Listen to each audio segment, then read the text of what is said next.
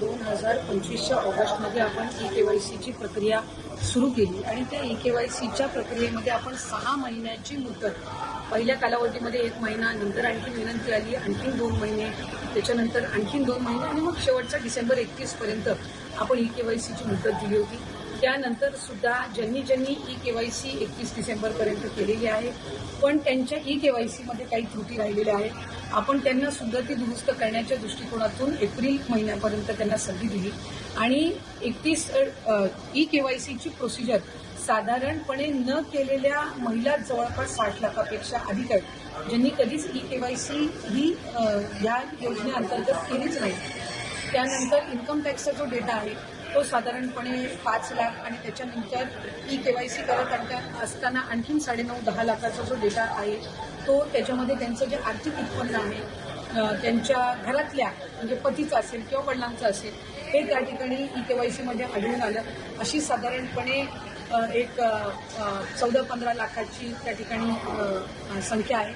त्यांच्याकडे वाहनं होती आणि वाहनांमुळे त्या ठिकाणी त्यांनी अर्ज भरलेले होते, पण तरी वाहनं त्यांच्या नावाने असल्यामुळे असा काही 4.5-5 लाखाचा डेटा आहे आणि त्यामुळे ज्यांना वारंवार संधी देऊन सुद्धा KYCची प्रक्रिया झाली नाही त्यांना त्या ठिकाणी योजनेचा लाभ आणि जे काही नियम आणि निकष ठेवलेले होते त्यानुसार ह्या योजनेचा लाभाच्या दृष्टिकोनातून सरकारने त्या ठिकाणी निर्णय घेतला आणि कुठलीही पात्र महिला ज्यांनी KYCची प्रोसिजर केलेली आहे आणि तरी सुद्धा तिला त्या ठिकाणी लाभ मिळत नाही आहे, अशा पद्धतीचं कुठल्याही पात्र महिलेवर अन्याय किंवा त्या लाभार्थीवर अन्याय हा विभाग म्हणून किंवा शासन म्हणून केला जाणार नाही.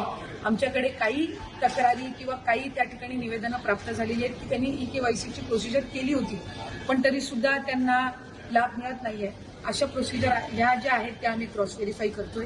ज्यांनी संजय गांधी निराधार योजना आणि लाडकी बहीण योजना दोन्हीचे अर्ज भरलेले होते आणि दोन्हीकडूनही त्यांना जर लाभ मिळत नसेल तर त्यांना दोन्हीपैकी एका तरी योजनेचा लाभ हा देण्याच्या दृष्टिकोनातून सुद्धा जे काही क्रॉस व्हेरिफिकेशन आहे ते सुरू आहे आणि एक कुठलं तरी चॅनल माध्यमांच्याकडे आणि काही आर्टिकल्समध्ये सुद्धा आलेलं आहे की एकट्या बीड जिल्ह्यामधून 28 लाख महिला अपात्र झालेल्या आहेत. खरं तर बीड जिल्ह्याची लोकसंख्या जवळपास 30-32 लाख आहे, तर त्याच्यातल्या 30-32 लाख लोकसंख्या असलेल्यामधले 28 लाख हे कसे काय अपात्र होऊ शकतात.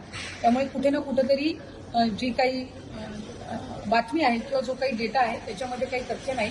बीड जिल्ह्यामध्ये साधारणपणे रजिस्ट्रेशनमध्येच जवळपास रजिस्ट्रेशन करतानाच 6-6.5 लाख काहीतरी रजिस्ट्रेशन होतं आणि त्याच्यातल्या पात्र ठरलेल्या या सुमारे 4 का 4.5 लाख महिला आहेत आणि त्यांना लाभ हा सुरू आहे. लाडकी योजनेतून अपात्र ठरवले तर सरकारचा दावा आहे की नियम आणि तांत्रिक पडताळणीमुळेच काही अर्ज बाद करण्यात आले आहेत.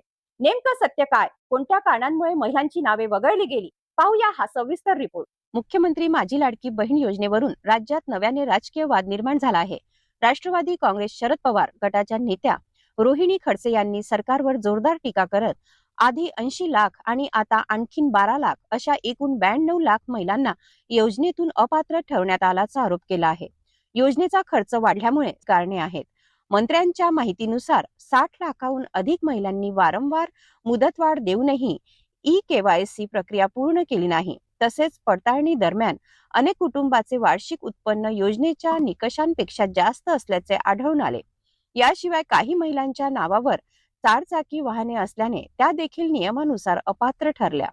दरम्यान बीड जिल्ह्यात 28 लाख महिला अपात्र झाल्याची चर्चा पूर्णपणे चुकीची असल्याचे अदिती तटकरे यांनी स्पष्ट केले. जिल्ह्याची एकूण लोकसंख्या लक्षात घेतल्यास असा दावा वास्तवाशी सुसंगत नसल्याचे त्यांनी सांगितले. सरकारने स्पष्ट केले आहे की सर्व पात्र महिलांना योजनेचा लाभ मिळणार असून तांत्रिक अडचणी असलेल्या अर्जाची क्रॉस व्हेरिफिकेशन प्रक्रिया सुरू आहे. बहीण योजनेवरून सरकार आणि विरोधकांमध्ये आरोप प्रत्यारोप सुरू असतानाच लाखो महिलांच्या मनात एकच प्रश्न आहे, आपले नाव लाभार्थी यादीत राहणार की वगळले जाणार.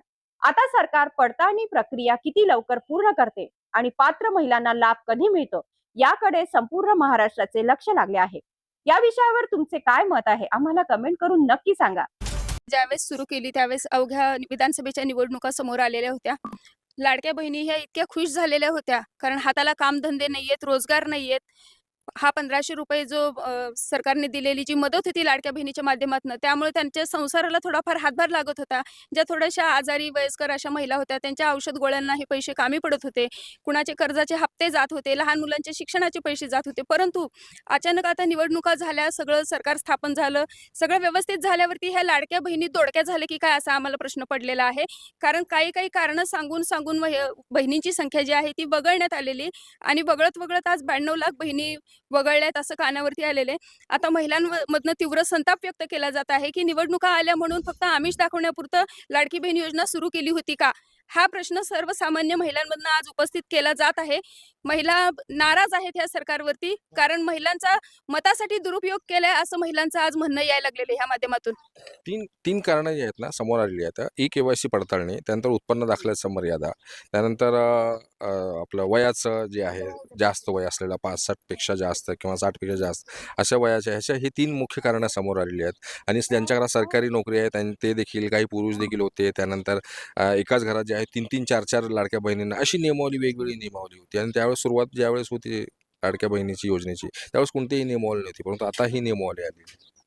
मला सरकारला हेच म्हणायचे की निवडणुका होत्या म्हणून तुम्ही कुठल्याही पडताळणी केल्या नाही, नियम अटी घातल्या आणि व्यवस्थित पडताळण्या केल्या नाही. सरसकट त्यावेळेस तुम्ही पैसे दिले. निवडणुका झाल्या की तुम्ही पडताळणीला सुरुवात केली आणि आता तुम्ही जे म्हटलात की कुणाच्या घरात 4 चाकी आहे, कोण सरकारी नोकरदार आहे, तर त्यांचं ठीक आहे आम्ही म्हणतो. परंतु ज्या लाभार्थी आहेत, ज्या गरीब महिला आहेत, ज्यांच्याकडे 4 चाकी नाहीये, ज्यांच्या घरात सरकारी नोकरदार नाहीये, ज्यांनी ई-के-वाय-सी सुद्धा केलेली आहे, तर अशा महिलांना सुद्धा पैसे मिळत नाहीयेत.